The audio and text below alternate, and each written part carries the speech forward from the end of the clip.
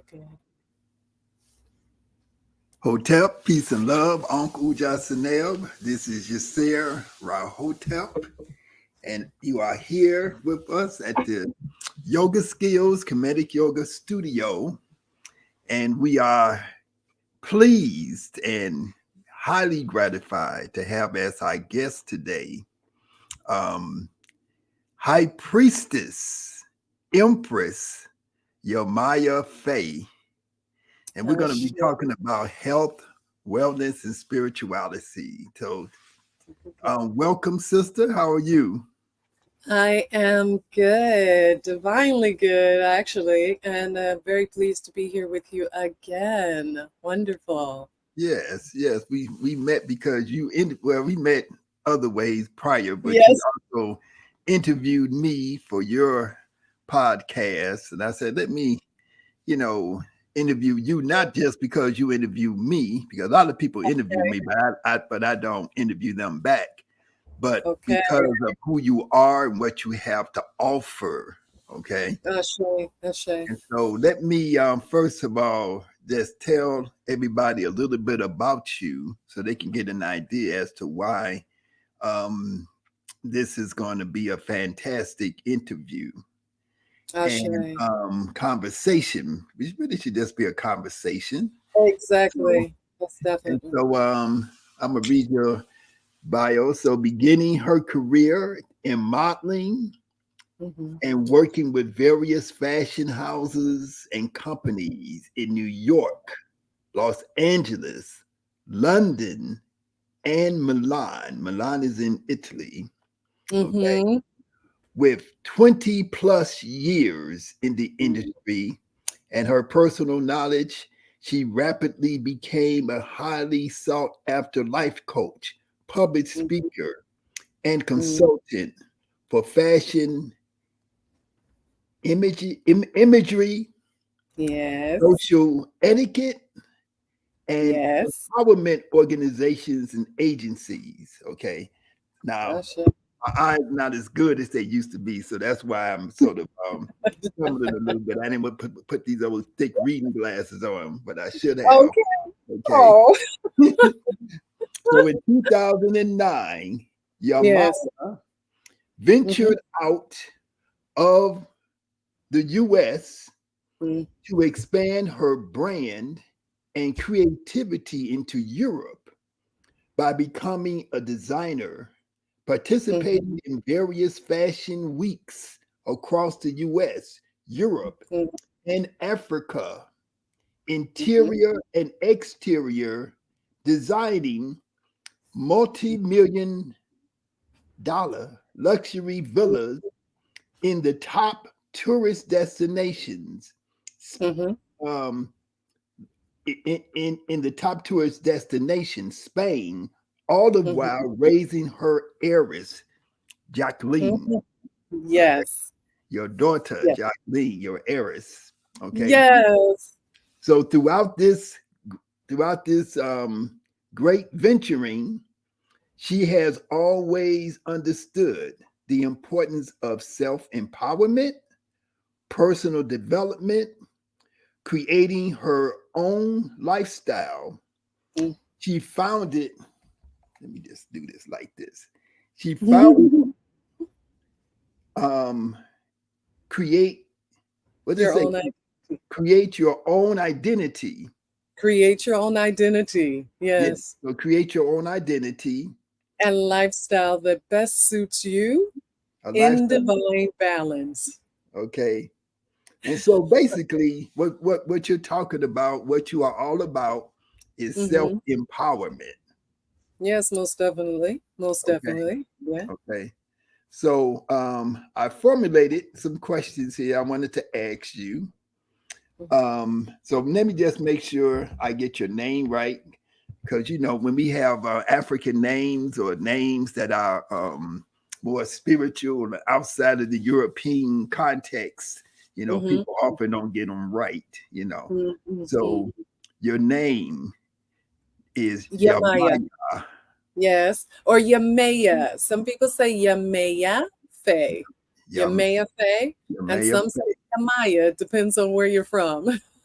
Okay. And you are high priestess and an Yes, empress. yes, honey. It's a combination. Yeah. A lot of self-development has happened. Well, they go, they go together in the African tradition. Most definitely. The kings, the queens, the empresses and emperors, they were also priests, Most and definitely. high priest, because they go along with the leadership title. Okay. Like those sibyls, you know, Yeah. matriarch, those sibyls. Hmm. So, and so what does Yamaya or Yamaya mean? Well, how interesting is that? Of course, my mother gave me the name Jamaica. And after doing my research on it, because of course you're kind of like, okay, it's Jamaica, and people would say, oh, Jamaica, in school they would call you everything but Mhm. your actual name. But upon doing the research of that, I found out that it's absolutely Orisha Yamoja. And she had told the story to me that she was watching a movie, and it was talking about this goddess, and she was going into it, and in the midst of this, um, I guess she was about to have me, this sort of thing. And she was like, no, I want this name. This is the name she needs to have. So without her even really having the understanding of what she was naming me, she just thought it was beautiful. And she changed the Y. She made it a J. And Mhm. so what I did was, of course, I appreciate her giving me that name, the vibration. However, once I did the research on it, I realized, oh, okay, it's supposed to be a Y. It's supposed to be a Y. And back in that time, okay, if we do our research, there were no J's. They were all Y's. Mhm. Mhm. So it's And Yamaya. so So and she's so like where that. She's the oh, Orisha. Basically, she's the Orisha. Like everyone celebrates Oshun. This is the mother of the sea, Yamoja. So so it's so beautiful. we hear that name being pronounced different ways. Hmm. Yemaya, Hmm. Yamaya, so on and so forth. Yamoja. It's the Yamoja, yeah. same. Yeah. Yeah. Okay. Yeah. And so she is a spiritual divinity Yeah. Exactly. that is the embodiment of the ocean or the waters of the earth are her Right. are her embodiment. Most definitely. And as I did more research on that, a lot of what you're, what people are being taught or know of, I've lived a lot of that whole, uh, God, what I would call an experience. But when people start to think about it as, philosophy or this particular way of living or tradition, this sort of thing. I started to live certain aspects of that before I realized that. And doing the research, I was like, oh my God, really? I'm Mhm, living this mhm, woman's or this divinity's life and not realizing that, oh my goodness, okay, this has actually been going on before I was even, a seed in the mother's womb, so to speak. And I had so much connection to Yemoja, whether it been in that metaphysical state or actually the day-to-day application or interaction with people. I was dealing with a lot of that particular state. So mhm. it was tough, but then at the same time, I can appreciate it now with maturity. Now, um, when your mother was having you and naming you, where was this? Oh, it was in Milwaukee, Wisconsin. I Milwaukee. was, I was born in Milwaukee, Wisconsin. So Yeah. you're like 90 minutes north of me in Chicago. A lot of family in Milwaukee, Wisconsin, Little Rock, Arkansas, Chicago. So yeah, I've Mm, lived all over that US pretty much. But okay. yeah, Milwaukee, Wisconsin. Okay. And then how long did you live in Milwaukee? Were you raised there or? No, not totally. It was I left. I believe I was like probably about 10 or 11. Left and went and lived in Arlington, Virginia, so Washington D.C. And we would come. I would go, of course, back and forth. Um, and just before leaving and going to live in Hawaii, so it's kind of I was in and out of places, which at one time I didn't really appreciate because you couldn't really hold on to any friendships or, especially in that time, there was no, web, Mhm. Right. internet, none of this. Everyone had to use their fingers and write letters and stamps and all this other stuff. So I wasn't quite happy about it, but at the same time, over time, it broadened my horizon, my mental. I wasn't just in one particular state, whether it be physically or mentally. So your family moved around or Yeah, yes. because A of Pentagon daughter. I was a Pentagon daughter. a Pentagon? So your parents Yeah, were in the military. yes. Okay. The father worked in the Pentagon. Okay, I see. Okay. Hmm. Okay. Yeah. So Yeah. That so helped. yeah, And yeah. then modeling took me, and being curious took me to all the other places. Yeah. Okay, so how did you get in? How did you decide to get involved with modeling? How did your modeling career begin? Mm. Well, the modeling career, that was after I actually lived in Hawaii for a little bit. Once I got to the island, let's say Oahu, um, I was brought into the Hawaiian court, and I was crowned Leilani. Um, the island Leilani, orange, sacred shocker, all this fire, all this other things. Um, and there I entered into my first pageant. So entering in my pageant there in Hawaii, and later, after I left Hawaii, went into Florida, and I started to just kind of go after it. And the inspiration, it was most definitely Diana Ross and mahogany. And Hmm. my mother was a sewer, a seamstress. I was designing, so I always knew I had to have certain things. And I'm 6'2", so clothes, they weren't making clothes for big tall women. They're making it for little women.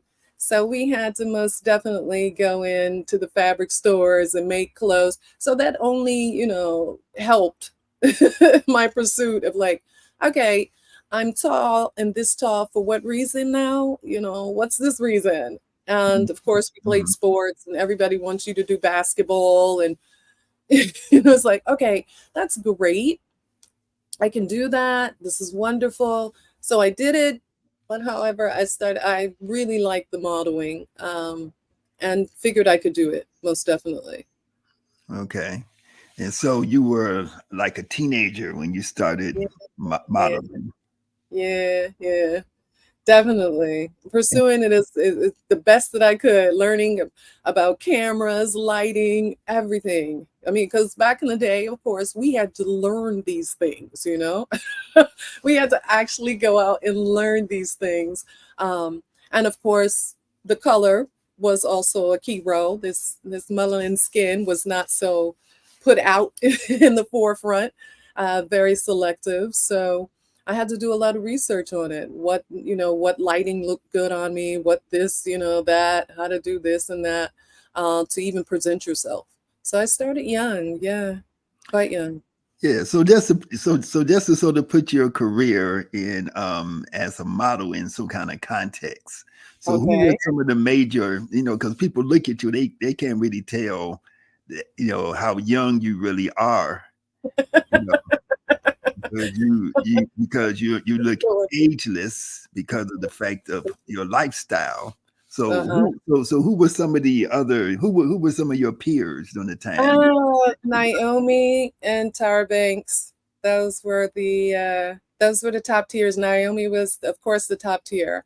Mhm. And Tara Banks and myself, of course, then Tara Banks, I left New York City, which is on another topic, but I left New York City and went back to Florida. And when I left New York City, I decided to teach and help other ladies because I realized, outside of myself, I was going through certain things myself internally because here I was gifted with this height and this appearance. And oftentimes it was misdirected or misinterpreted, or, me using it in one way caused something else. So it was a lot of internal work that needed to be done, self-confidence, because where one person would say you're attractive, another one despised you for it. They're like, okay, why are you conceited, or things of this sort. So I left New York City after going to some major agencies, and they're saying you're exotic because, again, that was at the time that discolor skin was not, amplified in a lot of agencies. So they were like, oh, no, you're too exotic. We can't make you up. You already look like, you're making 1,500 on the runway. No, they wanted people really tore down. And what I got to see, though, is even if the woman wasn't physically tore down, she was mentally, tore down, lack of confidence, and these different things. And I knew that clearly because certain aspects of that I was also dealing with. So I went back to start to teach, you know, these And what particular things. and when you said you went back to teach, so what were you teaching? Were you teaching just exactly what were you teaching? I was okay, from the physicality side of it, of course, it was how to walk, how to do your makeup, how to, your etiquette, social etiquette, being able to interview, going for a job, this sort of thing, whether it was a regular paying job or entertainment job.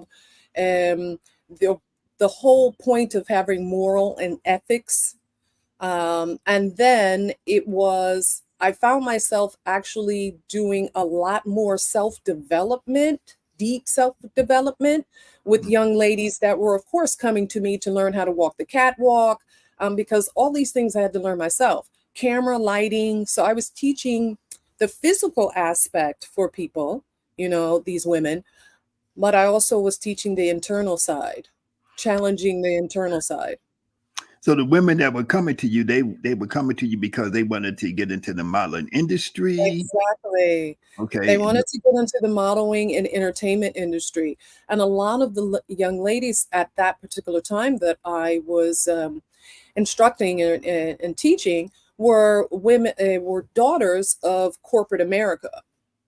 They Mm, were corporate America daughters, they had money, they had the prestige, or, the family, but they had no etiquette.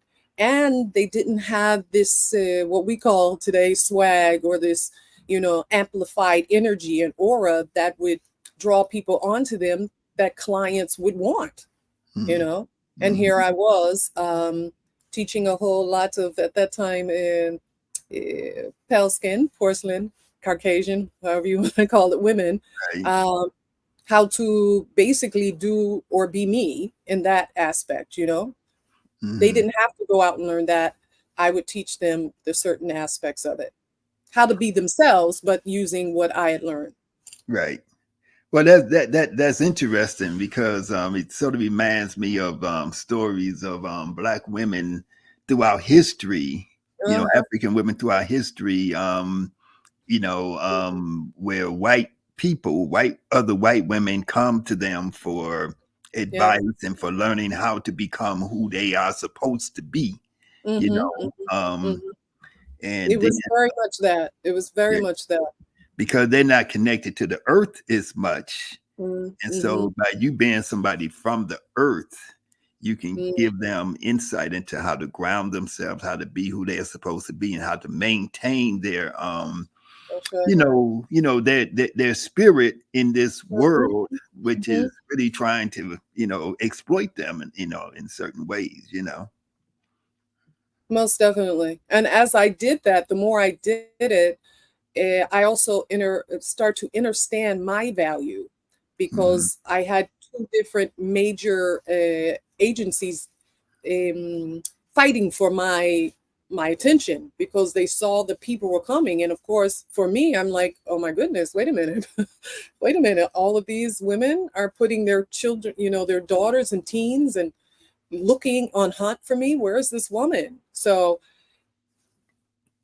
technically, it kind of turned out that I became one that they wanted to have speak in colleges or something like this, because I could motivate people to achieve their goals, and give some direction, cut off certain things, because these young ladies were brats. Let's just get real. They were spoiled brats. They're smoking, talking to their mother, all different kinds of ways, where we would have not been able to do certain things with our parents. There's no way. But they respected or looked up to me, because for them, I was something of stature, iconic, something that they found attractive, and they wanted to get my knowledge or have my knowledge. Yeah. And you had created a reputation within the fashion field because of the work that you had already done. Yeah, I did. I was like, okay, well, if this modeling, if every door, I'm going to all of the major agencies, and they keep telling me you're too exotic, or no, you're too tall. I've been to some of the top designers, and it's like, you're too tall, because everything was set, it's etched in stone. No model could be over 5'11". I'm 6'2". And then I'm curvy, and then all these extra add-ons. I was like, okay, how can I take this experience and utilize it with my gift? And I have a gift to be oracle, to speak, to be able to draw people. But I didn't want my beauty just to draw them to look at some clothes. Clothes are wonderful, but hello, you can take your clothes off. The energy still has to be there, So, sorry. So when did you so I would guess that your idea of yourself, and and you coming into knowing that you are a high priestess, and that you are somebody who has a spiritual that you have spiritual gifts. So how did that evolve? Oh my God, that's 2 videos. I'll try to make it as short as possible. That's too big. The depth is, because I was traveling a lot, I was going through a lot of spiritual growth and attacks. Okay.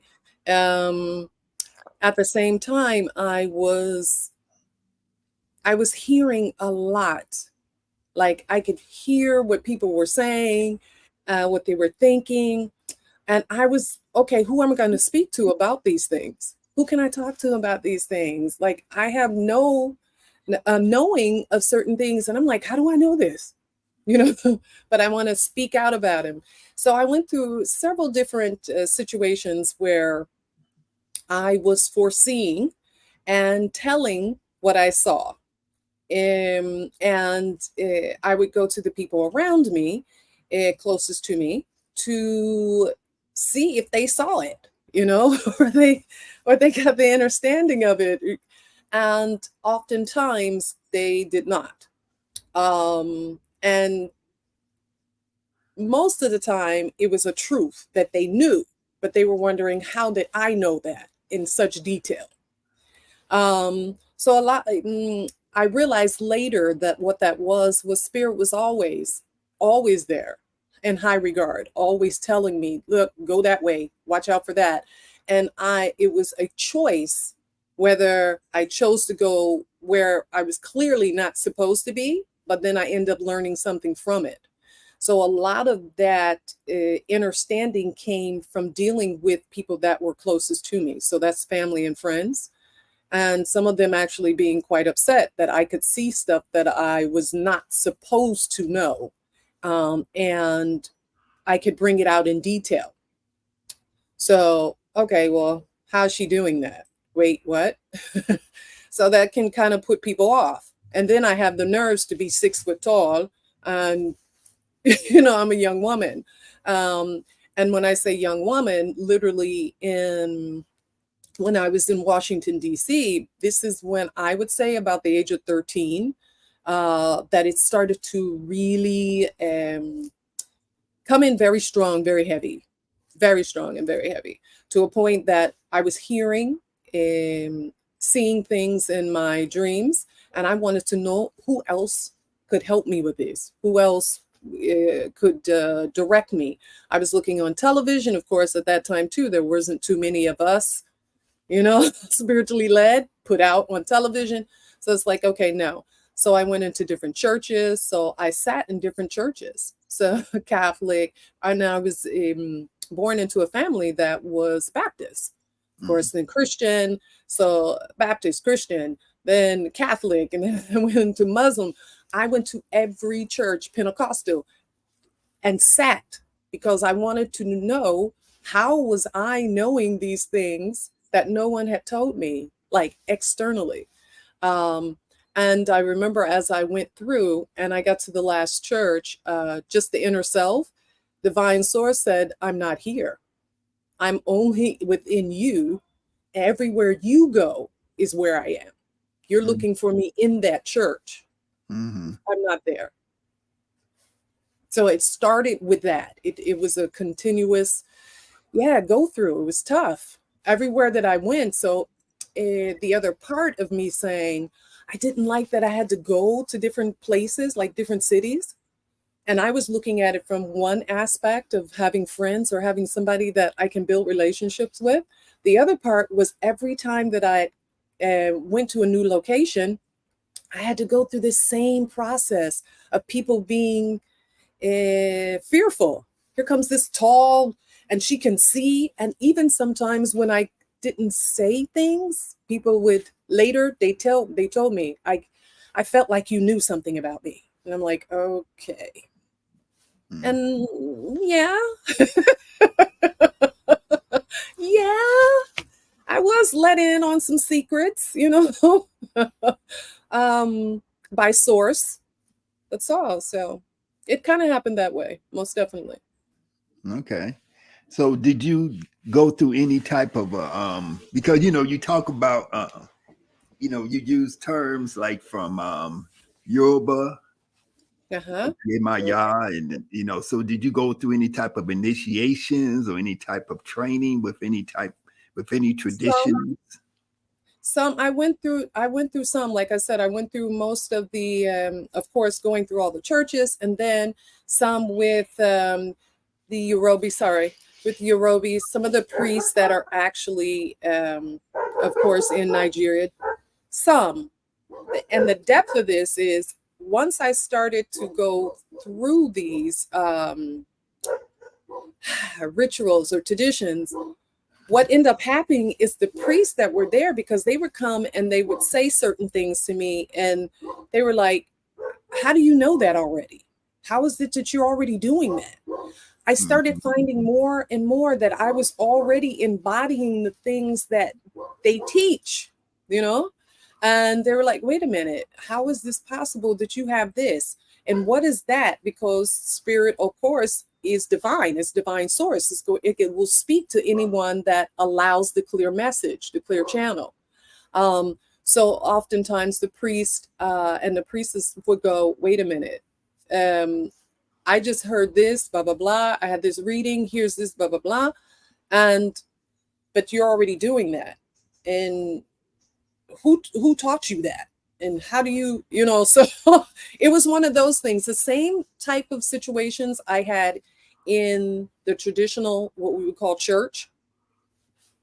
Most often I had as well when we're talking about African traditions. I was already doing certain things, and it was, for me, it was even mind-boggling. I was like, what? Wait a minute. And then here comes in a teacher, a teacher that says, this is who I am. I see, I can identify, this is what you're doing. Here it is. And any questions that I had then would be answered if I had more questions. So Mhm. yeah, it was the same thing in a religious house and a spiritual house. It's the same things, but never having to stay for a tremendous long time. It's almost like enough to get the food or what was needed for that process, and then you can continue. And I always went through some type of spiritual like purging each Mhm. time. There was Mhm. like a spiritual purge, like alleviating something, going through some particular physical, mental drama, something like this. And then it was like delivered, go on, next thing. Mhm. Hmm. Yeah. So it seems so because my impression of you is that you're primarily self-created.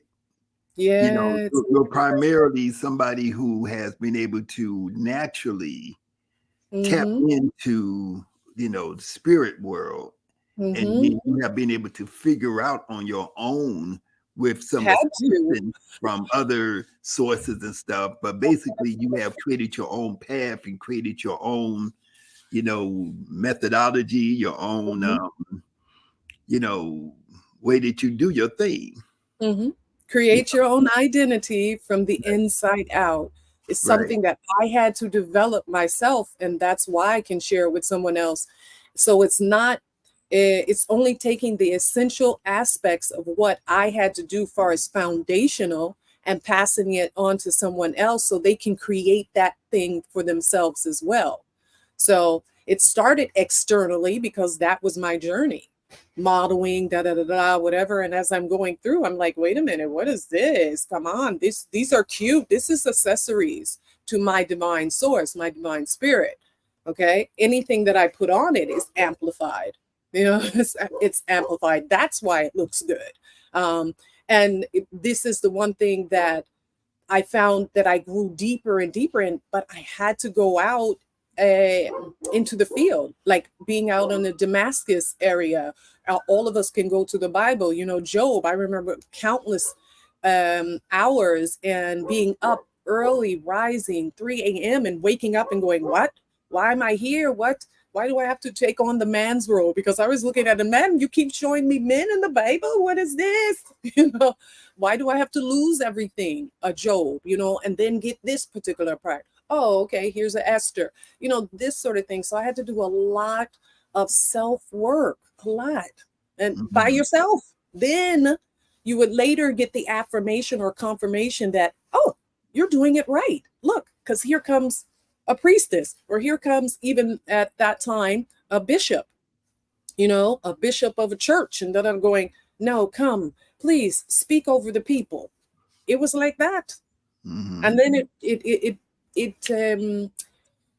when it was time for me to break away and leave, even the United States, I would wake up at 3 a.m. and Spirit would have me going from church to church, every church that was around, speaking prophetically to the house. And of course, that too, that's internal self-development. You know what I mean? That you can stand alone. And I know all these faces are going to look at you and be like, okay, she crazy, something's wrong, or don't want to hear that prophetic word. Mhm. Um, but I had to stand in it. For me, yeah, at times going, what? Wait a minute, come on, seriously? And then realizing the more I did it, the more I got affirmation, confirmation in who I am and what I'm supposed to do. And then people, it was like divine source was sending people to me when I would land in different places. So it changed. And they would come in, bowing, people saying, I saw you in my dream. And I'm like, I've never seen these people before in my life. And I always had someone to bear witness. And that, whether it was the person I was with or my daughter, my heiress, there was always someone bearing witness to people coming, going, I just had a dream about you. You said this and that. And I'm like, really? And it lined up to something that I had already planned within myself, or this or that. Hmm? you know, People from Africa, uh, dropping down at the time when I was at my lowest point. They were dropping down, Queen, on the floor. I'm like, are you kidding me? Right now, right here? Are you serious? It was that type of thing. So it's what they call the humble state. but not humble where you won't keep going and persevering and keep going, that you're shaking to the core, this sort of thing. So It's depth, so it's work. so we have people. It's a lot of people. I really appreciate you breaking all of this down and sharing. So I just want to get an idea of, like, because you deal with I don't I want to use the right terminology, so I would just say spiritual advisement, Mm-hmm. but you So also deal with divination. Mm-hmm. divinate. Okay, let's just go through that first on the spiritual side. Mm-hmm. Advising people, divination. Mm-hmm. What Mm-hmm. else? What else? Okay, so what I do is do people's self-care, so inside out. So some people will come, this is what's attracted to me. Some people will come simply because they want to look a certain way. So that deals with their physical, whether it be their fitness, yoga, you know, how they look, the clothes that they're putting on their back, this sort of thing. The other part is the self-development. So that's scaring, that's shadow work, of course, divination, and dealing with traumas, things that they have not let go, um, and Mm. it's blocking them. So it's kind of, as I said before, it's an inside out thing. Okay, this is what you need to know. People are led, and I've always said that those that come to me and they know why they're coming. You know what I mean? Most, and sometimes when they come for one thing and they realize it's the other that they need as well, you know, which is beautiful in many respects, but this is often what happens. So we're talking about divination, self-development. So that's confidence in who you are, what you need to be doing, how you need to stand.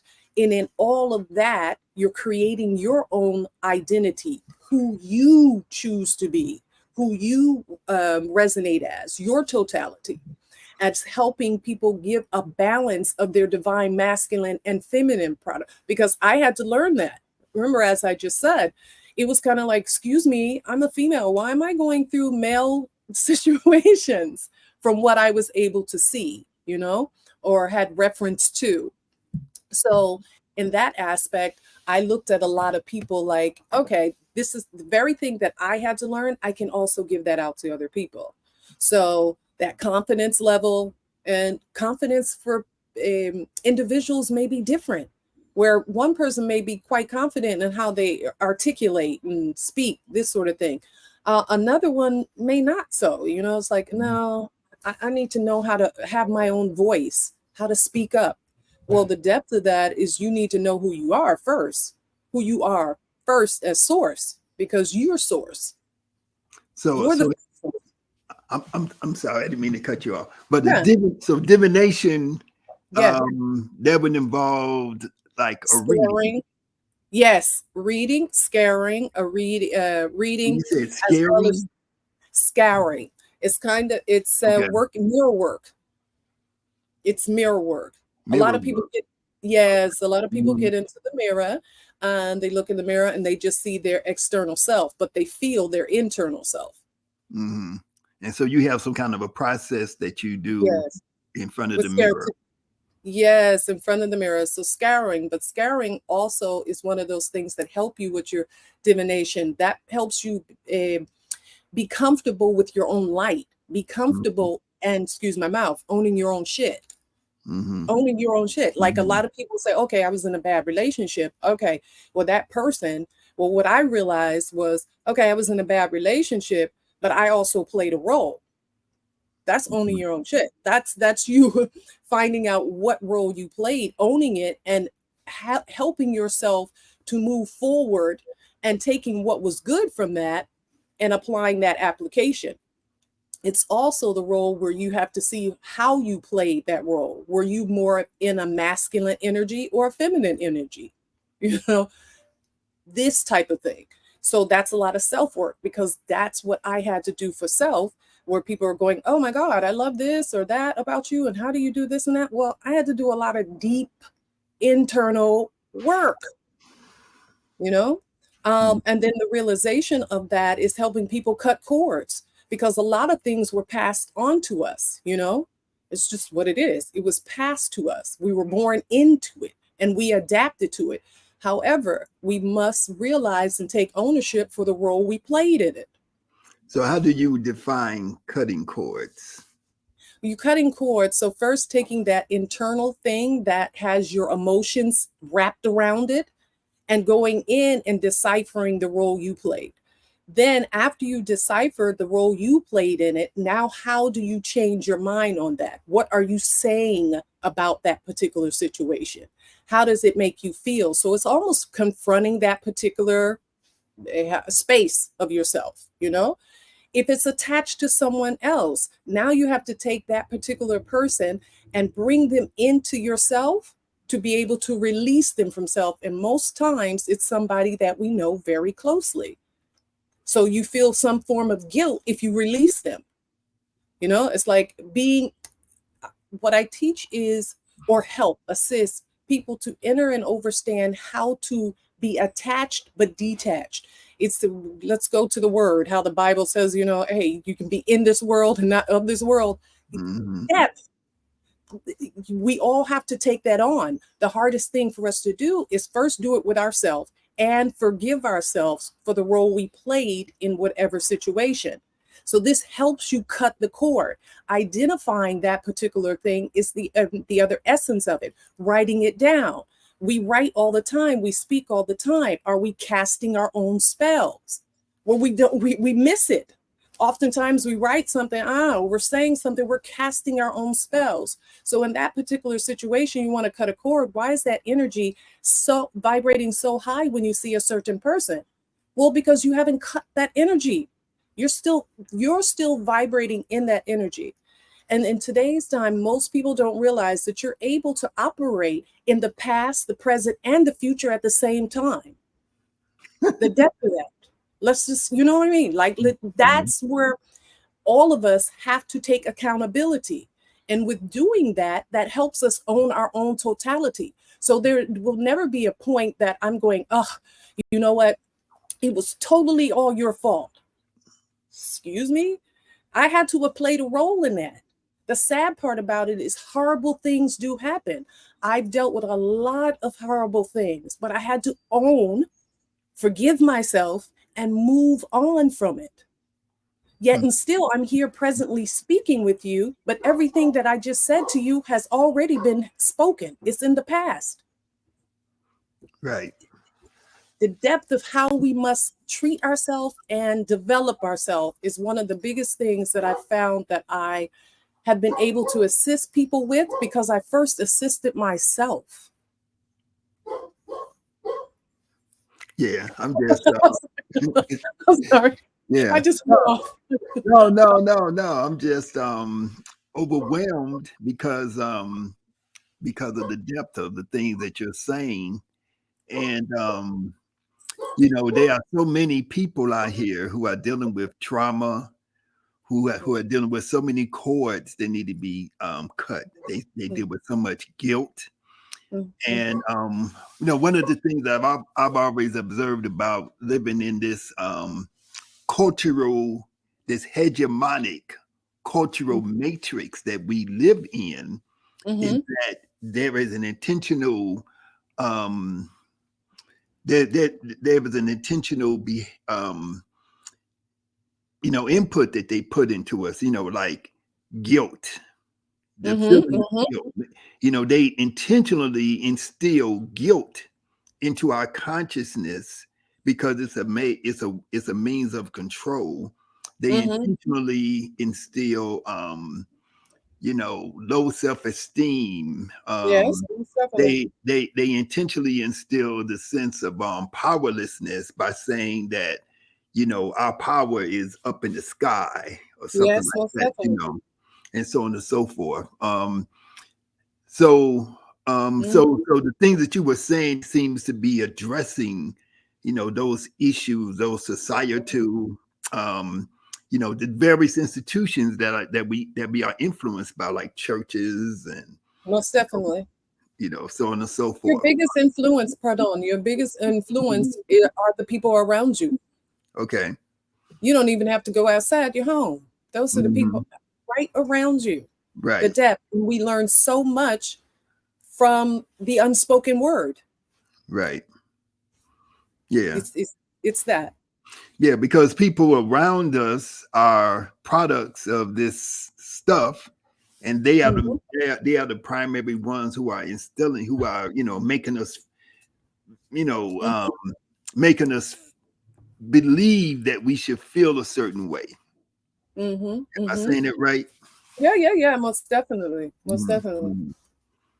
Okay, Yes, so most definitely there. Okay. and so you are you got your spiritual side, the spirituality. I don't want to divide it up because that's what Western people do. They divide up. You got spirituality, then you got um, physical over here, and it's all separate, but it's all working together. And so, one Hmm. thing that's unique about you is that you are not just working with one thing. Hmm. You seem to be working on the spiritual understanding, the inner psychology.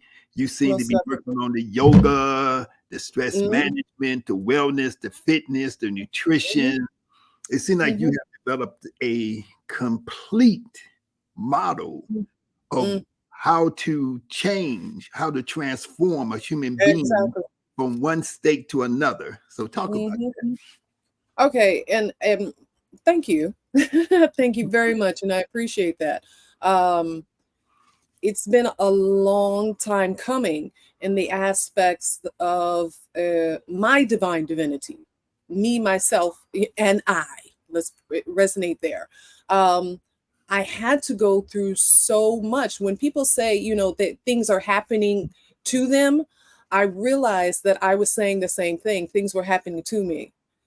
However, they were happening for me. It's all based on how you choose to receive those things, how you choose to use that thing, how to come out of it. And for me, because it's not like you had such an easy life. I didn't have such an easy life. And people are like, well, you're going through something? How are you going through something? You don't look like you're going through anything. And I said, yeah, the depth is most people go through something, but they hold on to it. So as they keep going, you still look like it. You still vibrate in that particular situation. No, I've gone through some things too: trauma, rape, violation, drugs, being drugged, homelessness, all. I've gone through these very same things, but in that particular fashion, as I've gone through them, I always kept showing up for myself. If I had to sum it up like that, I always kept showing up for Yamaya. I am the only one in my casing. I'm only me. So if I choose to operate this way, then that's how it's going to end up flowing. Now, my decisions on who I choose to be around, the place I choose to stay, all these things happen with my development. So I get wise within my own steps. A lot of people, I used to hear this so often, people are like, nobody's perfect, nobody's perfect. Years ago, I started this thing. I said, no, no, no, no, darling. It's not about a person being perfect. We are perfect. We walk out our perfection. Who told you that lie? We walk out our perfection. That's based on your own identity, who you choose to be. So it's for me, it's that embodiment. And when you see people that have owned their totality in some fashion, everyone tends to look at them as they're great Mhm. because they took whatever that was. So most people look at athletes, most people look at engineer. They look, they might have been quirky here, a little crazy there, da, da, da, da. But look, they're great because they own their own totality, and they took whatever was in their hand or whatever was surrounding them, and they used that to help stimulate what it is that they wanted. So even in the midst of me not having something, being homeless, and looking for a new job and doing this and da da da, people were like, "Wait a minute, you're homeless? Yeah, yeah, yeah." They would never even think of it because I present myself the way I choose to see me. This is how I choose to see me. And if that vibrates with you and you enjoy it, so be it. Eat of it, water it even. But this is how I choose this thing. I had to take it back because I was giving it all out. This was the biggest thing. I was giving out all of it. As I said, as I started to develop and understand, like, why do I know these things? Who's this? How can I hear these people through the wall? Nobody else heard that. And then it comes to me, what is this? I had to own my own stuff because nobody else was going to help me do that. No one else is going to help me do that. And it was like, okay, you've been weird, but okay, you know. And as you get around, of course, more of those people that have taken time to own their own totality, have taken time to say, okay, you know what? I'm on this particular journey as well, and I can enter and understand you. Then, of course, that becomes your family, that becomes your tribe, that becomes, you know, this sort of thing. But you still are all doing it yourself. I gave birth to twins, okay? But they still came out one at a time. Come on. This is what I would say. Show up for yourself. Show up for yourself. And sometimes you're not going to like what you see once you show up. That's it. You're not going to like it. You go through it and push on. It's your responsibility to deal with it. Yes. To recognize it and deal with it. Yeah. Most definitely. Most definitely. So where does okay, like you do yoga. Now I'm gonna just tell a little story about your yoga. Okay. Because I've never met you in the physical sense. Yes. Even though I think I know you, you know, in the other sense, right? And you created a video of different various yogas that you study. And I didn't know that you had, even after I was communicating with you, I didn't know that you had made a video about Kemetic yoga. And I was like, not taken aback, but I was just really surprised that you had such an in-depth understanding of Kemetic yoga and have never really, you know, personally come to a training or did anything, but you had just put it together through what you could get from various places, right? And not only did you your understanding of Kemetic yoga in the video that you put together, it was more in depth than people who come and take my trainings. And you even listed like so many principles that underlie Kemetic yoga. You know, you had them listed, and you went through the lineage of Kemetic yoga, and you actually gave credit, because a lot of people, they make videos and they say Kemetic yoga, but they never mention, you know, the fact that, you know, the source of Kemetic yoga, you know. Yes. Okay. Yes. You know, so I was very gratified to see, I loved it. you know, just to see the acknowledgement and the respect that is often lacking, you know, in other situations, you know. And so I'm saying that to say that you know, you do Kemetic yoga, but you also have an understanding of many forms of yoga, and you do many forms of fitness, and you train people in yoga, fitness, exercise, weight loss. Yes, weight loss, and the weight loss came in with my the weight loss came in with my daughter.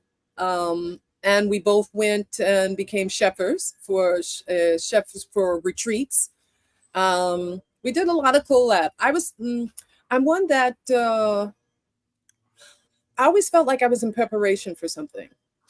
So I was always preparing, always preparing for big vision, but also application. And so in preparation, before I actually like transitioned or switched over deeper into holistic health, I was more, you know, fashion, but I was still underlining, still speaking to people's self-development, this sort of thing. Yeah. And in that, while I was doing that, I was also still very much preparing because it's the course of my life. As I said, when you're creating, being a co-creator to source, you start developing your next thing. You follow? Even if you're not aware of it yourself, when people say, let's use the word self-sabotage. What is self-sabotage? You're preparing yourself for the next thing, but you happen to be preparing yourself for your own demise. So I prepared myself and have always prepared myself for my next thing, the thing that I find as a fulfillment. So even in, I've always been athletic, the family members, athletic, okay? However, it's like I wanted to know how to move even more so, more graceful, more strong. I've done dance, I've done this, I'm like, okay, I want this. But at the same time, I'm also building and trying to continue create a business. In all of that, my downtime, what people do with their downtime when they say, okay, I'm just going to go party. Okay, for me, I don't mind partying, but that's going to come after I done something that I find is more of an investment for me. Let's, Like, I want to enjoy. Go on. let's take a short break. I gotta Uh-huh. hold on one second. Okay, so yeah, we had to take a little short break, but so resume. Finish your thought that you had. Okay. So basically, it was this whole part of being a student to your own self, going back to owning the totality. When you said being able for me to go ahead and break down these, the health consciousness and the yoga skills and the methods of, a Kemetic yoga, it's because I took time to learn it for me. I took time to like, okay, I'm going to research this for me. I need to enter and understand it. And then if I'm going to share it, I'm going to project the highest volume of this that I can. Because I had done, vinyasa, ashtanga, all these different ones, and I had put it out. And that's something that's very much commercialized. It's put out. Mhm, It mhm. is what it is. It's put out. And I'm like, okay, now I have to do Kemetic yoga. And because it lines up with who I am, that also helped that vibration for it to just like, as I told you, it took me 6 or 7 months to actually do it because I wanted it right. Like, right, okay, I need to feel this. This needs to vibrate with me. So when I put something out, it's me.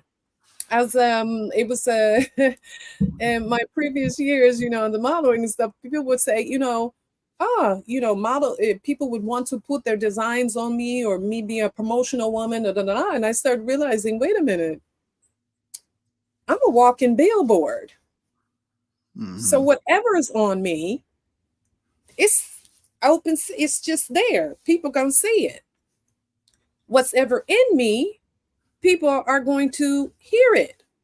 Oh, okay. Wait a minute. So anything that I do, that's what I wanted it to do, to vibrate to its highest, or my highest totality, Mhm. to impact other people, to inspire them to do, because I was finding in my earlier walks, as I was developing the self, inner and overstanding the self, that I would come into rooms, churches, whatever, and I would be there one day, keep coming back. The next thing you know, people were changing the way they were doing stuff, whether it was their hair, the women with the clothes, how a person was standing. People, how they say in music and entertainment, you have the way to move the crowd. Mhm. Mhm. So what are you going to move the crowd for? I had earlier conversations with the divine source, as I mentioned to you before. And it was like, listen, if they're going to be looking at me, I need to give them something, because I don't want people just looking at me. I had gone through enough of people just looking at me and them interpreting what they felt they wanted to do with me, and myself giving it over or not giving it over, and them trying to take it from me. Feel me? So I enter and overstood. No, no, no, no, no, no. Okay, fine. If I'm gonna look like this, I gotta. So if I want a crowd full of people, I'm gonna give them something that they're gonna eat of, and it's gonna hold fast on them, and it's gonna stay there until they decide to water it. If they don't like it, okay, fine. They don't like it. You don't have to eat of it. but I'm not going to be the one that tries to force feed you and push it down your throat, you know. Another biblical saying, you know, give them milk because they may choke on the meat. Well, I think there's going to be a lot of people watching this and listening to you who are going to want to follow your example. Okay, Oh, and so Shay. and so, um, what is the role? So to give them a holistic understanding, like the importance of knowing yourself through the spiritual understanding, but also the role of exercise, the role of yoga, the role of nutrition, and things like that. So what is your basic message to people that's on a very practical level? On a very practical level, um, what I would say first is to be able to be in a quiet space with yourself. Mm-hmm. It starts with you first, just being able to be in a quiet space with yourself. Then, Mm-hmm. when you're in that quiet space, have a pen and paper. Whatever comes to your mind, write it down. After you get finished, take your time. After you get finished, look at what's on that paper, and it's going to speak back to you what's going on with you. And every part of the things that are written down are also going to vibrate within your body. Mm-hmm. So then you start to look at yourself like, wait a minute. So all I'm thinking about is my bills, or this that happened to me, da da da. Then once you've had that all written down, now you think about how you feel about each thing that you've written down. Then you look at detail. Go into detail. People go into detail about buying cars, about buying clothes, the food they eat, but they don't go into detail about themselves. Go into detail. So now you got all that written down. Now look at the people that may be attached to those particular things that you were thinking while you were quiet by yourself. Somehow you weren't by yourself. You weren't by yourself. So the execution of that alone starts people going, wait a minute. And then you look at the amount of time you've been holding on to that. Some people are holding a feeling from somebody who did something to them so long ago, but they're holding up. Memory is one thing. When people hold it, that's a weight. That's a lever. That's a bag. You know, let's go to Erica Badu. You know, just a bag lady. There's bag men too. You holding it. You still holding it. Not a thought like, oh, okay, I see the role I played in it. I see that person. I can move away from that. I see how I can be better with that. No, you're carrying it. So now you're still looking at that list and playing out that list from the the standpoint of, this is what I was thinking about or be thinking about when I'm all alone by myself. The correction in that, and the depth of the people that may be attached to that. As I teach my heiress, I said, listen, beloved, you need to start identifying the spirit of something. Because gratitude, greed, jealousy, happiness, joy, but these are spirits, it's energy. Identify that. How you moving? Here's your list. That's what you would think about where you by yourself. Here's the list. Now you broke down the list. Now, who are the people attached to those things? What's the emotion that you have with that? Because you're carrying all of that around with you. You want to go on a vacation. Take a vacation from your own self. So when a Because person, wherever you go, take it. Yeah. so when a person is very unhappy with themselves, right? Say Yeah. they have Why? they're overweight. They don't really like the way they look. They don't, they don't feel like they have control over, eating the right foods, or they don't feel like they have the self-discipline to make themselves, you know, do the things that's needed Yeah. in order for them to make themselves feel better about themselves. So, Uh-huh. so you would start them off with knowing Sit. yourself. Sit Yeah. down, go into this room or go into your own space, be alone, Mm-hmm. and start to go through this process of recording what's happening. And Mm-hmm. then what would be the next step? And after you've done that, now you see all that in front of you. Now you have to start. to dismember that. You have to start cutting it off, because you're the only one that can control how you feel about those things. This is all mind. This is mind stuff. This is inner mind stuff. Mm-hmm. Nobody can make you change your mind. You have to be willing to give it over. So are you willing to give it over to yourself? What kind of secrets are you keeping from yourself? So after you've done that, it still starts before you start to, for me, I've always taught people, before you start to jump out and try to work out or do this, first you need to work that mental mind. At least get that concept of working the mental mind first, because you're going to need the mind no matter what you do. Oftentimes why people go work out and then they go back to their bad habits, because the mental mind wasn't first cleansed. It wasn't purged. You didn't exercise that mental mind in your capacity first. And an example of that, I don't mean to cut you off, but an example of that is like, say, when the new year come and people join health clubs, and then Yes. the health clubs be packed during January, February, maybe, and then they start to, decrease how many people are coming, and then you have a membership that you're paying for, but you don't even get your money's worth. Yes, that's facts. But that's one of those things that, even with saying New Year, how I would tell people oftentimes spiritually, this is how you use the New Year. Why you use that vibrating energy for something that you know you need to change within your life, or you want to expand within your life. So where somebody else would say, it's okay if you go out and party. Okay, that's what you want to do. Fine. But before that, you need to take time for the self and celebrate the self. Write those things down that you need to do, but apply the application, because you're also casting a spell. So again, first, have that time with yourself. The second thing, you're writing your list. You're writing these things down. The next thing, all of this is starting with the mental mind.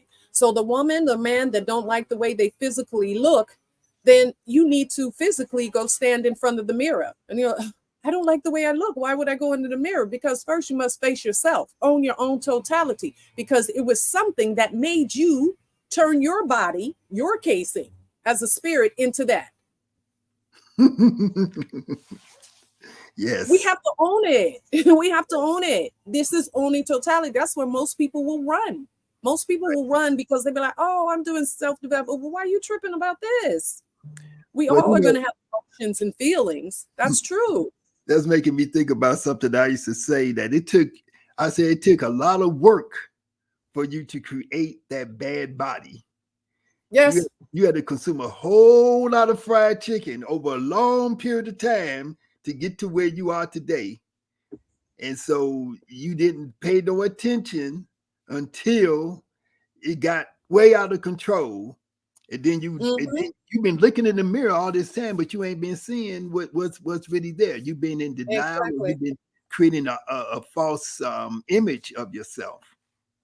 Exactly. But this is owning your totality. Again, what I started with first, the owning of the totality, that's every detail of the self. So now that you've gotten to the self and you're okay, I don't want to look at myself, then you need to present yourself in the mirror and you need to stand there. And now in that, you need to just say nothing. Keep your mouth closed and just see how long you can stand there. Most people end up breaking down because they have to come out. They have to say something. So, okay. So then say it. Say it to the self, the mirror work, going deeper into the mirror work. And this is true whether or not, I kind of use the example of somebody who may be what we call out of shape or whatever. But this is true no matter, even if you look beautiful to the rest of the world, you may still look in the mirror and you see something that's undesirable. Almost definitely. Yeah. Because we see people do that. And you wonder why they don't like themselves. But so and then you can love yourself even if you don't conform to the standard of beauty that society has, right? Yeah. Yeah. But the depth of that is when people, owning to your totality is a combination of things, because you'll have people that will simply say, okay, well, they're overweight, blah, blah, blah. Well, I love myself, honey. I like the way I look, da, da, da. Baby, that's okay. But are you good? Yeah. Are you truly good? If you need, health wise, for me, I've seen every, or I've worked with every type of woman, because remember, as I said, I started in the image business. So you had women that were what standard they said, because I was out of standard, petite, now petite women, plus size, all that. The foundation is the foundation. If you do not own your totality, you can be plus size and still being, oh, honey, fly, just looking good, da da da. But you can be toe up inside. This is that whole point. All of these things coincide. Why I felt that it was important for me to say, as you said previously, the splitting. You don't want to split the two. But at my time, I had to split it. Here's create your own identity, because people only wanted to deal with the external. But in divine balance says you need the internal to sustain the external, because the external is going to tap out. It's going to wash away. So the foundation principle of one who may say, okay, I don't like the way I look. You have to own that. Okay. And when I say own it, that means, okay, I own the fact that I don't like this. Now I'm going to confront the fact of why I got this way. Why am I this way? Why am I allowing myself to stay this way? Is it because of what that person said? Is it something I internally did? Owning the whole process of that. When you start to do that, you're going to realize some people start with milk. I know I started with milk first myself. Then you start getting to bigger pieces of meat, eggplant, whatever you want to call it, but bigger portions of food of yourself, inner and understanding yourself. And as you allow yourself to move through that process, applying application, because most people say, well, I know, girl, I'm fat, or I don't care. But okay. But the application for you to do something else about that is you owning your totality. Show up for yourself. Show up for yourself. You can't worry about what everybody else saying too. Now, Pookie and all them people, no. You are in your own casing. Okay. Don't worry about Pookie, huh? Yeah, we can't worry about Pookie. Whoever coming, Ray, none of them. You have to own your own totality, and that's every aspect of you. So if you don't like something, you have to be the one to do something about it. Don't wait till somebody else force you to do something, because then, that's the other thing I learned with raising children. And of course, being a child myself. When you try to force somebody to do something, they're going to go the opposite way. Or you can force them, they'll do it for a minute, but wholeheartedly, they're not in it. That's what I prefer, how I raised my children, as well as dealing with even another person. Please don't do something for me if you don't feel like you want to do that for me, because that's how I treat myself. I'm going to do it because I want to do this for myself. I'm pleased that you enjoy it. Thank you. Thank you. I appreciate that. And that's how everybody should live. Hey, because then that inspires other people to do the same. So that's my take on it. It's all application first with yourself, sitting in a quiet room by yourself. Most people can't sit by themselves. No music, no nothing. Just nothing. Just sit there by yourself and see what you start to say to yourself and write it down. When you write it down, that's when you have to look back at it and like, oh, goodness me, this is what I wrote.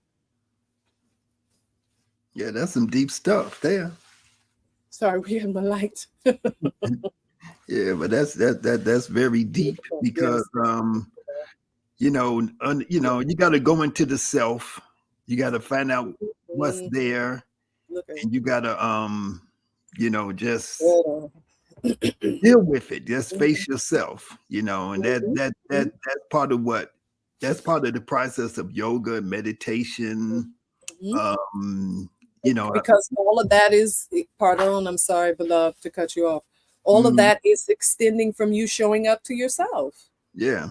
Really? But what I often say about yoga, for example, is that it's a solitary practice. You know, people Mm. say, I want to go to yoga class and and that's fine to go be in a class with other people and Yes, socialize yes, yes, and yes, yes. interact and stuff like that and have the support. But essentially, it's a solitary practice. You have to go into yourself because Most definitely. it's about transformation. Mm-hmm. You know? Mm-hmm. And so, Mm-hmm. yeah, so that's very, very profound. I know I'd have it even timed. Just I don't see a timer on this thing here, but uh, it's it looks like 1:15. Hour 15. so we've been going for an hour and 15 minutes. Yes, we've been talking. Yeah. So The and sun did go down. You see them put the light back on, the lights on. yeah, well, you're in Spain and I'm in Mhm. Chicago, and it's like this is November here, and it's like 11:33 a.m. here, and so I guess where you Oh, are, it's about what 6 o'clock or yeah, 6:30. You're good. Yeah, 6:30. Okay, yeah, and 6:30. so and so so I know we got to wrap this. We probably have to do a part two because there's a Yeah, lot of don't more you stuff I bring want to my talk to you daughter about. even, the Yeah, heiress. the heiress in, yeah, and Yes. and Get her take. I find you and her to be so interesting because I find, you got so many unique qualities about yourself. Like you refer to your daughter as your heiress, and Yes. she embraces that, and Yeah. your daughter, Jacqueline, Mhm. she's 25 years old. Yes. Yeah, Yes. and so Yes. and so That's a she, whole testimony, and her yeah, her testimony, most definitely. yeah. And I have a daughter. I have one daughter Mhm. and one granddaughter, Mhm. Oh, you know, wonderful. and one Uh-huh. great granddaughter, Well, but I'm saying that to say that I find the daughters are really, I mean, I'm not going to discount the sons, but I yeah. find, my daughter, my granddaughter, I don't know about the great granddaughter yet, but they have embraced, the things that I do. My Yes. daughter is a reflection of me, you know, um, and she is also a priestess. Ashe. Ashe. In the Yoruba tradition, she's also a yoga teacher, and she trains people to become yoga instructors. As Uh-huh. Uh-huh. as I do, and we have a lot of similarities. I have twins. You have Yes. Exactly. twins, and so on and so Yeah. forth. So Mhm. I'm gonna say this because I don't want to keep this. I don't want to make this too long. I want us to do Uh-huh. a second part. It's okay. We will be, I know that we are going to be doing some work together. Ashe, We're going to most definitely. combine, we're going to combine our forces together to give Yes. Yes. people a spectacular experience, Ashe, most definitely. in retreats and travel and stuff like Mhm. that. Mhm. But in the That's meantime, I right. think That's a right. lot of people are going to be intrigued by you and interested in getting more direct contact with you. So can you Mhm. maybe and I'm gonna when I post this, I'm gonna put all your information on there, but maybe you can Yes. say how to get in contact with you. Oh, just the web. Okay, you can do the website or follow the Instagram, and it's yamaiafaye.com. So YAMAYAFAYE. And Instagram is the same. And usually it'll say create your own identity or the abbreviation CYOI. And yeah, pretty much that. Or of course you can email me, which is Yamaya. And I spell this one slightly different. It's YAMIAFAYE@gmail.com. And that was literally because I was doing the designing and I wanted to change again, slight change for the brand. But yeah, Mhm. so that's it. I just thought about something too, because Mhm. of course, I have some ladies here that I'm working with, and the fact that yoga is such a self-driven, show up to your own path. Mm-hmm. I have ladies that are now currently 62, and they're doing things that they're less like, I didn't think I could do this, da da da. And of course, all of it again starts with that isolation of the breath, taking that time to be with the self, calming the mind, allowing yourself to allow whatever needs to come up to be purged up and then released out, this sort of thing. Um, and oftentimes I would have ladies, they'll go, oh my goodness, well, how do you do this? And I feel like I'm going to cry. And now I have men, even more so men now, taking them through the process of stretching, and I mix it all. Okay, I mix it all. Mm-hmm. So vinyasa, Kemetic, I mix it all. How I feel the person is vibrating, so they can move in their own creativity. But the biggest thing is the releasing of all of the trauma that comes out when you allow yourself to tap in. When you allow yourself to tap in. Of course, we hold a lot of things at our sacral chakra, that sort of thing, and then contain it in the heart chakra. And people need to really enter and understand how to move their energy. It does take self-discipline. It is the biggest thing, self-discipline. People, oh, how are you doing it? You're 50. What? How the heck? I'm like, it's self-discipline. Don't think this is easy. Like I'm waking up every day going, yes, I've got it. I'm going to do it. No, baby. Sometimes I'm waking up going, oh, goodness me, this hurts. But I got to show up. I got to show up. I got to show up. But So, I think I shared with you before that my spirit animal is a bear.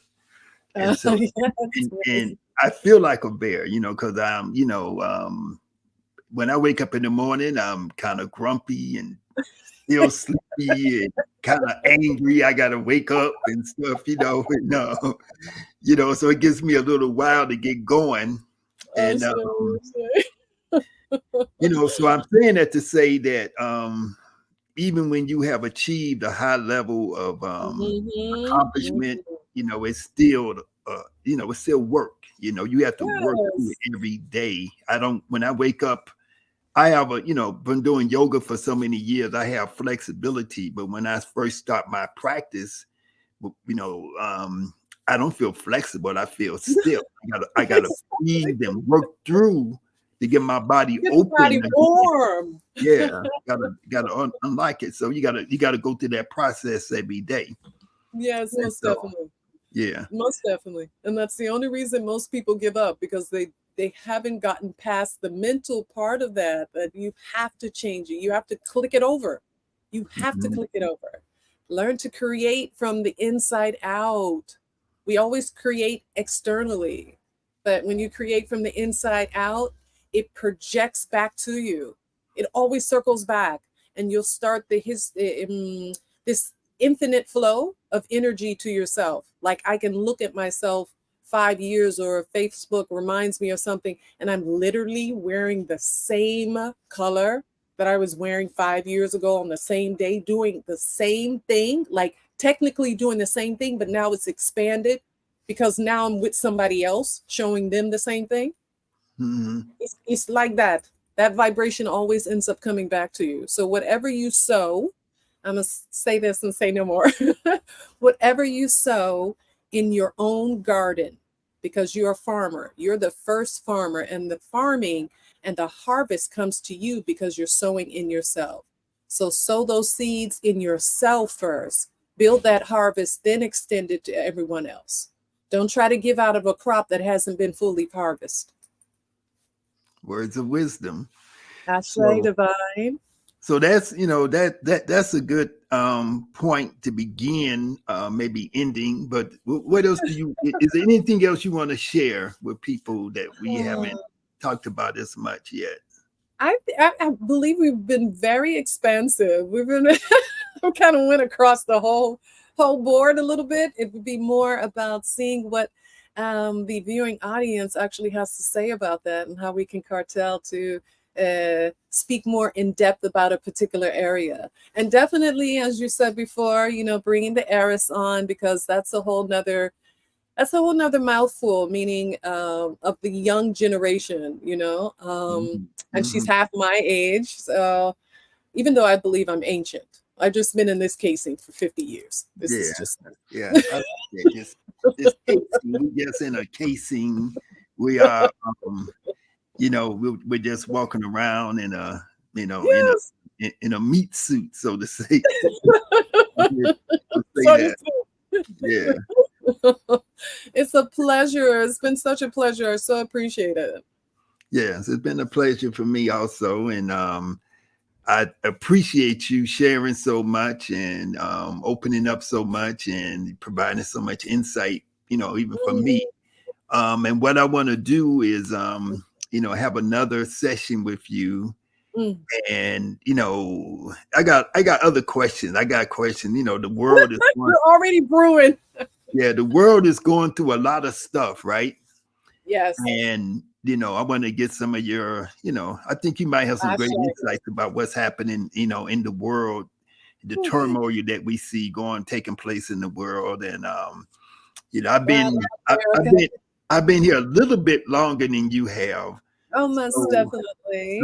So when I see stuff happening, I have my own perspective, and some of it is I have a perspective, but I want to get more insight from you about just about the world and world events and stuff, because most definitely. you decided to move over to you decided to move out of the United States. You're sitting in Spain. Yes. So sitting in Spain. Yeah, so we're going to talk about that next time and many more things. So I appreciate you. Much love and yes, peace, love, high vibrations, divine masculine, high vibrations, ujab, saneb neb, most definitely beloved. Thank you very much. Hotel. I look forward to doing it again. All right. Besito grande. All right. Peace and love. Hotel.